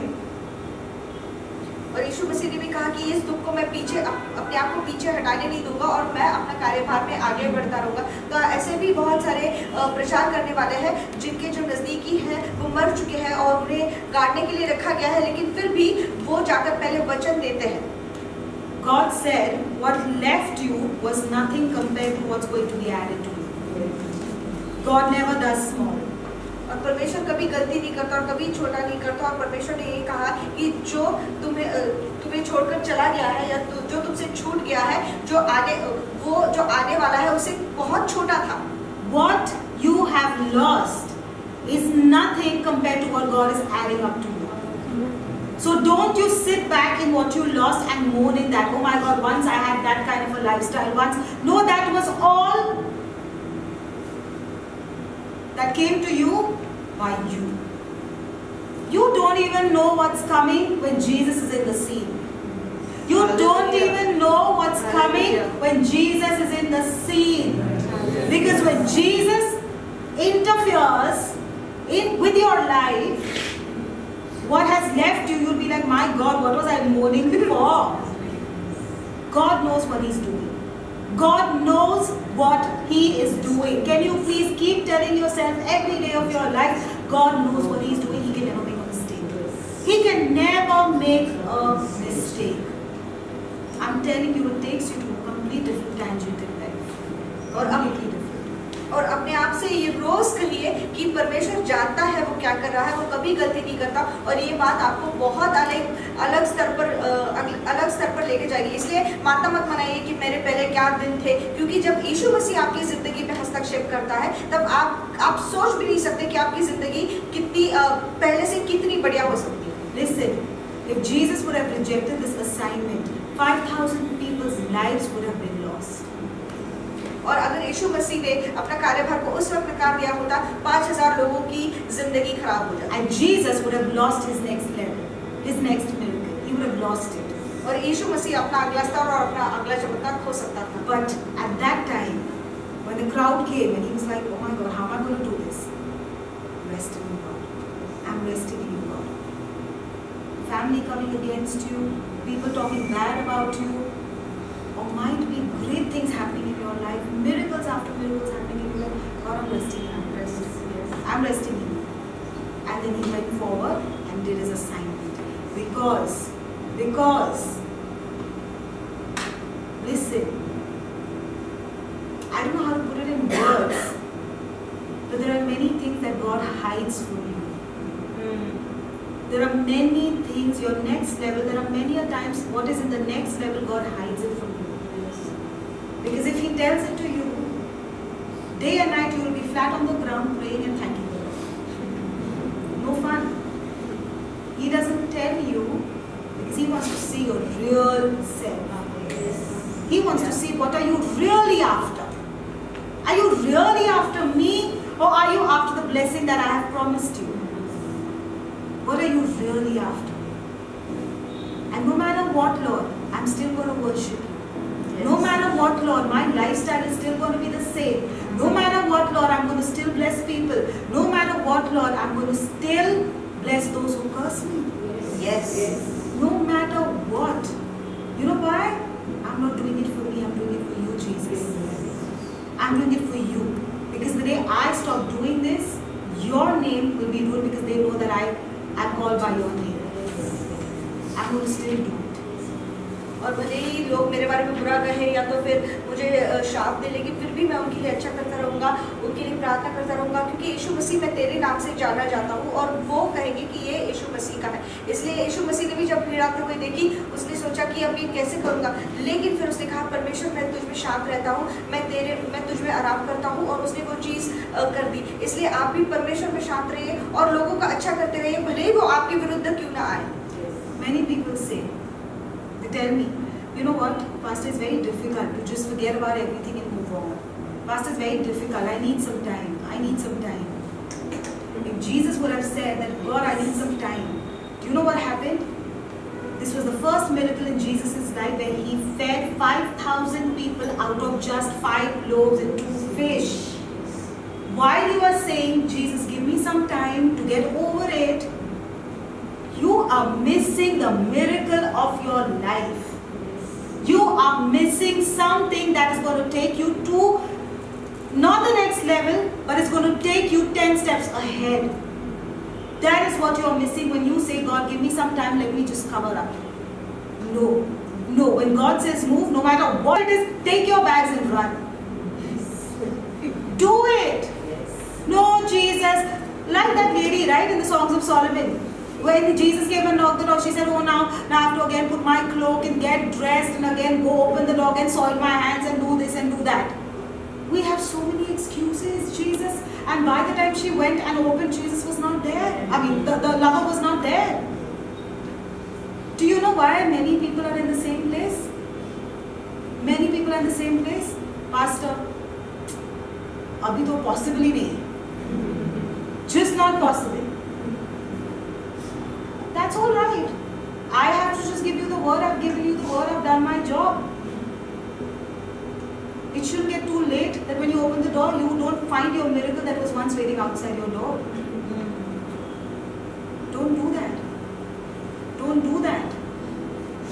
Pastor's telling you that, you know what, this is your season, just keep quiet. Don't argue. Just keep quiet. But Lord, I couldn't control. At this level, then how do you want God to bless you? Yes. To a different level when you are not coming to a different level? Beloveds, it's not, we got to start taking the things of the Lord very seriously. Our engagements with Jesus must be taken very seriously. और लोग परमेश्वर अगर कुछ करने के लिए कहता है, आगे बढ़ने के लिए कहता है, तो लोग कहते हैं कि मुझे अभी थोड़ा समय चाहिए और तैयारी करने के लिए। अगर यीशु मसीह ने भी ऐसा कहा होता तो फिर वो अपनी जिंदगी का इतना बड़ा चमत्कार नहीं कर पाता जो उसने 5,000 लोगों को सिर्फ 5 रोटी और 2 मछली खिलाकर इतना बड़ा चमत्कार किया। तो जब उस स्त्री की तरह जो गीत रत्न में है, जो कहती है, जब उसका प्रेमी जब उसके दरवाजे पर आता है और दरवाज़ा खटखटाता है, तो वो कहती है कि अभी मुझे कपड़े पहनने पड़ेंगे, फिर मेरे पैर गंदे हो जाएंगे और मैं अभी बिस्तर में आई हूँ, तो मैं फिर उठना पड़ेगा। तो जब तक उसने दरवाज़ा खोलकर देखा तब तक उसका चमत्कार, उसका प्रेमी जा चुका था। तो ऐसा ना हो कि आप बहाने बनाते रहे और आपका चमत्कार दरवाजे से निकल कर चला जाए। और पास्टर का काम है सिर्फ आपको वचन देना, अभी उसे मानना नहीं मानना वो आपके ऊपर है, नहीं तो फिर आपका चमत्कार आपसे छूट जाएगा। I'm not giving you an ultimatum. If you do this, this will happen. If you do that, no, I'm not saying that. I'm just giving you a scenario which is right in front of you. Your Bible speaks it. I'm not speaking anything outside of the Word of God. Okay. So what happens? The Bible says when you sow in what? Tears. In tears you shall reap in joy. Right? That's exactly what Jesus did. He sowed into the lives of those 5,000 when he himself was sorrowful. And then what happened? He reaped out. He moved out of that situation having such a big medal on his back. Having such a big miracle with him. And you know something? The crowds came. He went to Gennesaret. Okay? After that. And the whole, not only that town. See, these 5,000 were blessed. But the word spread like fire, and people not only from that country but from all the neighboring countries came to see who Jesus was. My God, I just had 12 disciples and now look at me, nations are following me. How do you think you just keep confessing that, God, you've given me nations as my inheritance and they're just going to come to you? No, there's a price. There's a price. Jesus sowed in the lives of those 5,000 when he was in sorrow, and by the time he moved out of that situation, he moved out with nations as his inheritance. What are you doing when you're sorrowful? Complaining, whining? No. When you're sorrowful, when you don't have it, that's the time to sow more. Because when you sow, even when it's inconvenient, oh my God, the reaping that's going to come is going to be something that you can't measure. Amen. You can't measure. Amen. Jesus couldn't count, oh my God, right now I saw 12 disciples, this one, this one, this one, that nation, that country, oh my God, what is happening? Beloveds, I'm telling you, don't take your assignment for granted, because you don't know, you're saying in sorrow, but you just don't know that one step, that one next step is going to give you back all that you have lost, even much more. तो आपकी कार्यभार को हल्के में मत लीजिए, क्योंकि आपका एक आज्ञा पालन आपको जो आपने खो दिया है उससे कहीं ज्यादा वापस लौटाएगा। तो यीशु मसीह भी जब दुख में था, लेकिन उसने अपना काम किया, और सिर्फ वो 5,000 ही नहीं, उसकी ख्याति इतनी फैली कि उसके बाद वो जब गेनेसरेत गया तो वहाँ पर भी लोग उसे पहचानने लगे और राष्ट्र उससे मिलने लगे।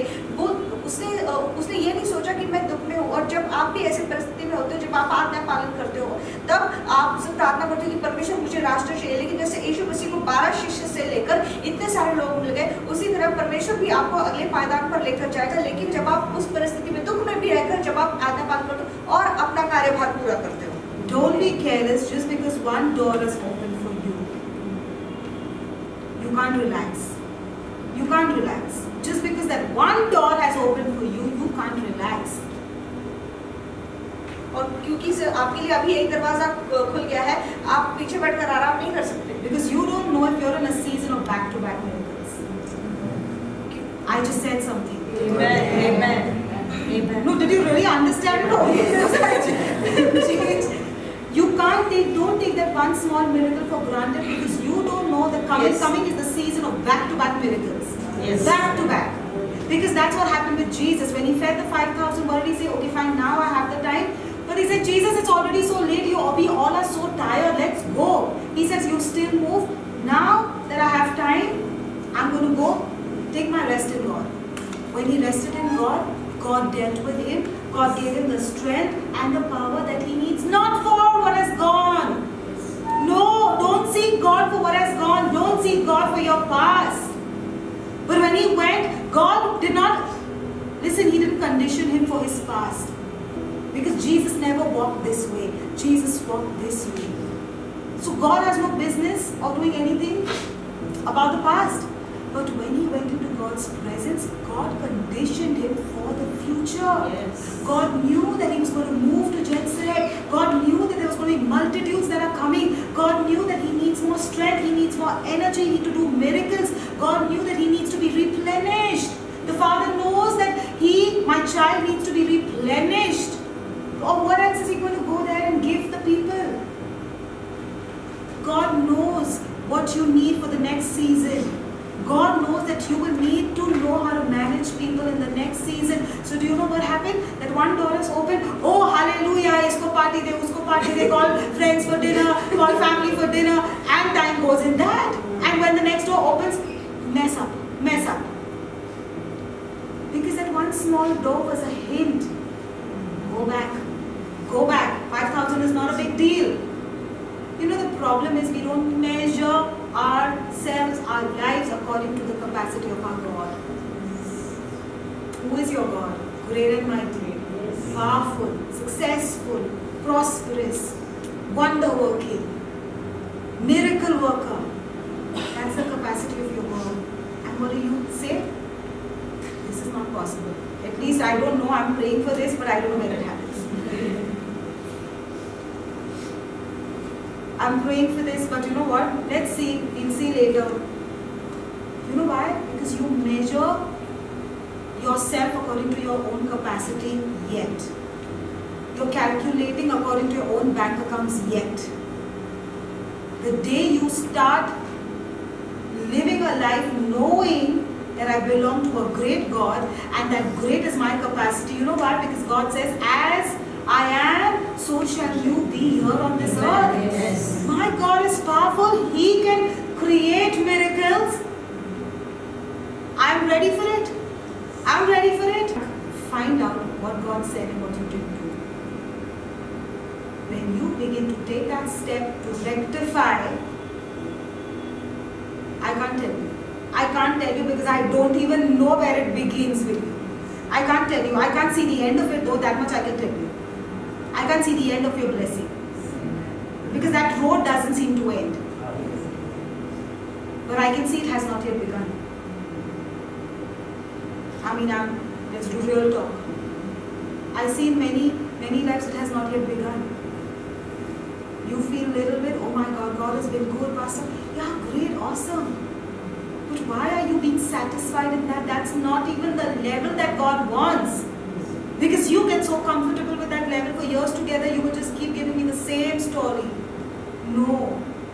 Time is short and what God wants to accomplish is great. So move out of your comfort zone. Move out of convenience. That word convenience, please remove it out of your dictionary or else you cannot serve a mighty God that you serve. You will not be able to serve Him effectively. Move out of it and see. Because you know, when you're in your inconvenience, that's the time He shows forth. When you feel that it's not in my own strength, that's the time He shows forth. Yes. He's not going to put His hand into something that even you and me can do. But He will definitely show forth when your capacity ends.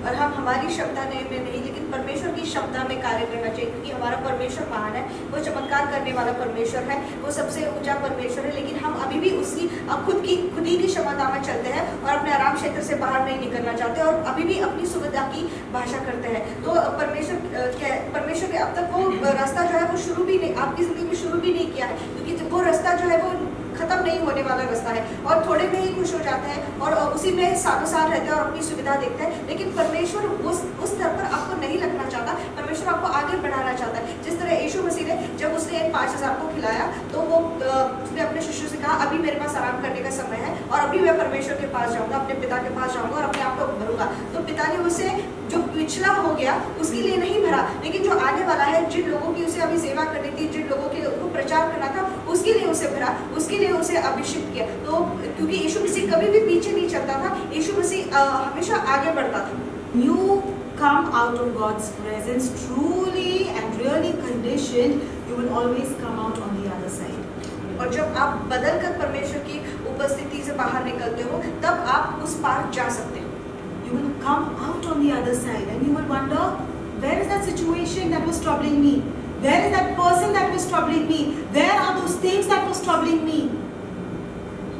Because the minute you've gone into God's presence, He has lifted you to the other side. Amen. Yes. To the other side.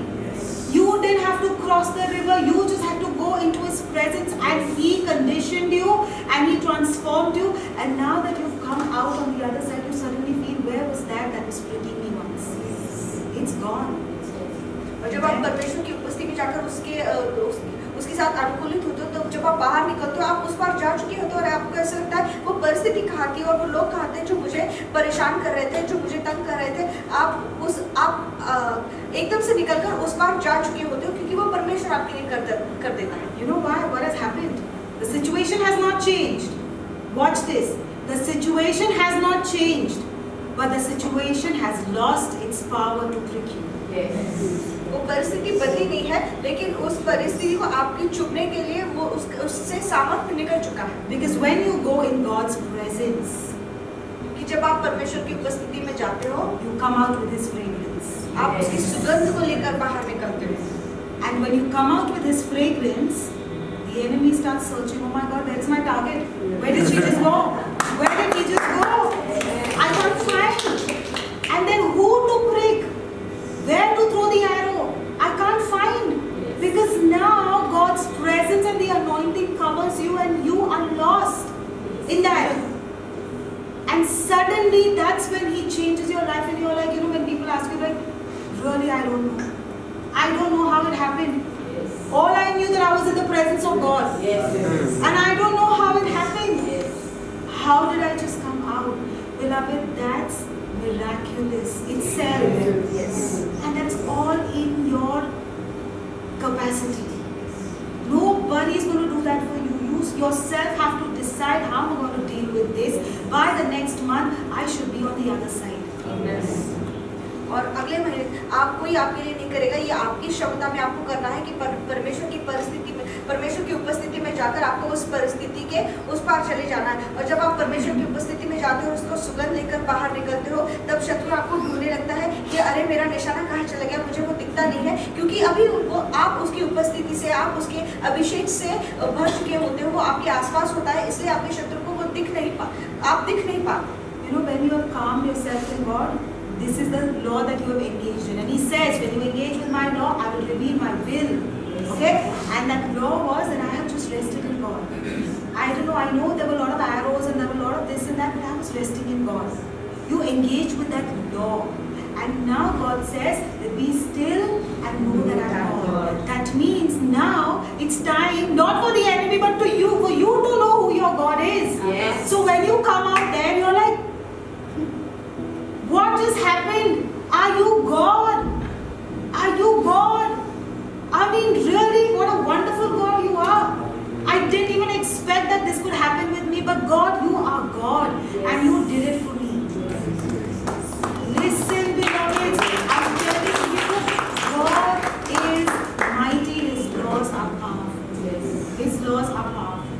और जब आप उसके नियम मानते हो, आप उसकी मर्जी जानने लगते हो। और क्या नियम है कि मुझ में शांत रहो। और जब आप शांत रहते हो, तब ये सारी परिस्थिति आप पर हावी नहीं हो पाती। और आप परमेश्वर से कहते हो कि परमेश्वर तू सच में, परमेश्वर तू कितना अच्छा परमेश्वर है कि मुझे कुछ नहीं हुआ। You know something at the same time what your enemies are doing? Let's go to Isaiah 30 verse 16. That's what your enemies are doing while you are receiving the knowledge of victory. While you are posturing yourself for victory, you know your enemies, they're doing this. You said, see, God is God for everyone. He is merciful. He loves everyone. Okay, even if they don't know Jesus, but still the sun shines on both. Yes. But the difference is that we people here know our God better than them. Yes. Okay? So while God is saying, you said no, we will flee on horses. Therefore you will flee. You said you will ride off on swift horses. Therefore, listen. Your enemies kept saying, nahi, I'm not going to. I'm still going to prick that person. God is showing them in the dreams, don't do that. That one's my anointed. Don't speak this. Don't do that. That person, whenever he calls you, he's getting a headache. No, still I'm going to do this. I'm going to still trouble that one. I'm going to still speak something like this that, they get disturbed. Oh dear. You think they are going to get disturbed, they move far ahead. They no longer get disturbed, they are resting in God already. But do you know what you are doing? Do you know what your enemies are doing? God is saying, wait, hold on, don't do this. No, I will still go on horses. I will still move forward in my own strength to prick them and to take away from them what belongs to them. I will still trouble them. You know what God says? Swift horses, therefore, your pursuers will be swifter. You said, no, I'm going to do things even worse.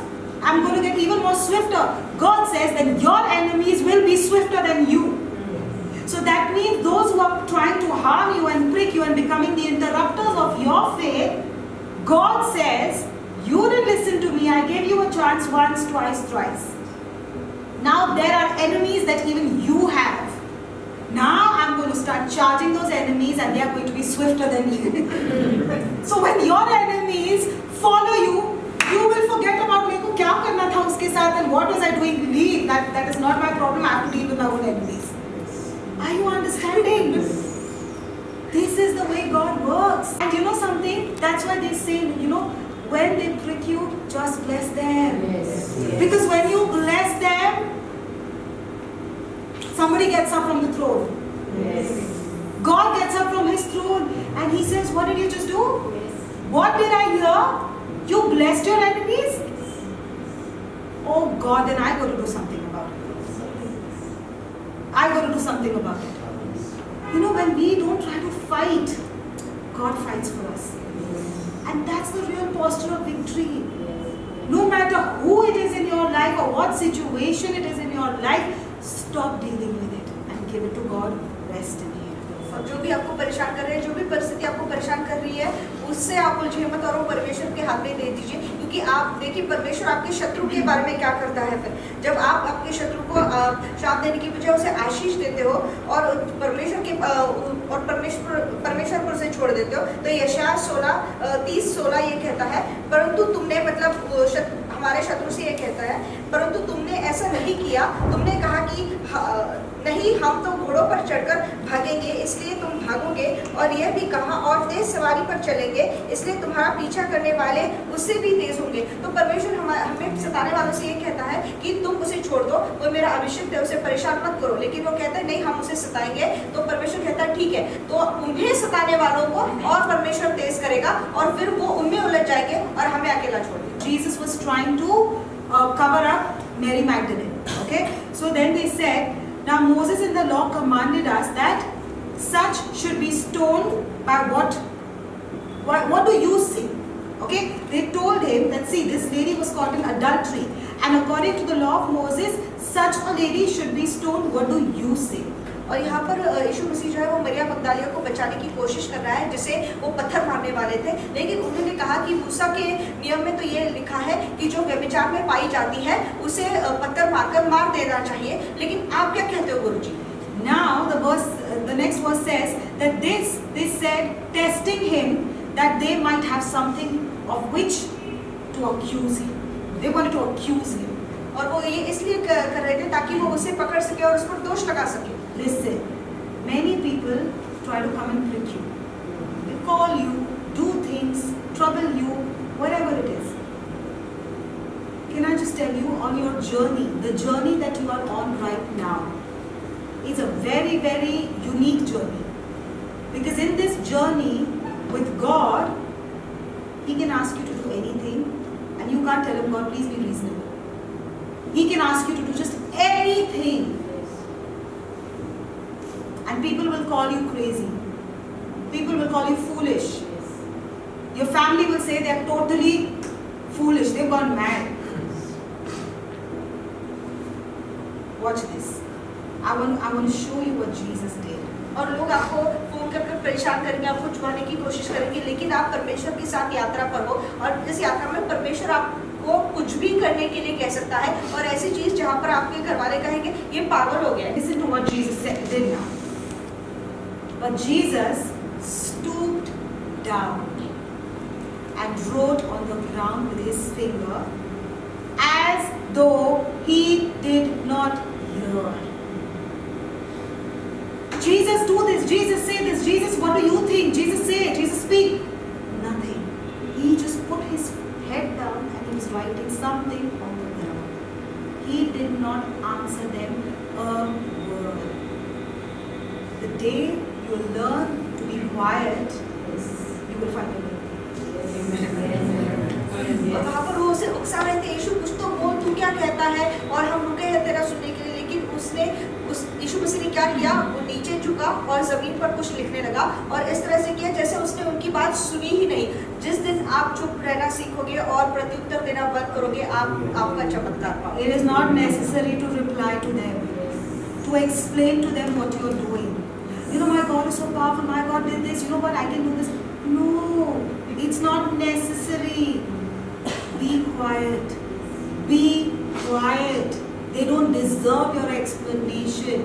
You be quiet. और उन्हें समझाने की कोशिश मत करो, या तो फिर उन्हें बताने की कोशिश मत करो, देखो मेरा परमेश्वर महान है और ये सारी चीजें, आप चुप रहो।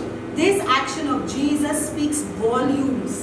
Volumes. I'm telling you, a person who can do that, God knows that this one is ready for the greater levels. The greater levels. The greater levels. Listen, sometimes we explain too much to people who haven't even come, who don't even understand the level of your anointing. They don't even understand the level of your anointing. They treat you, Arey what, she's just a mother, Arey she's just a wife.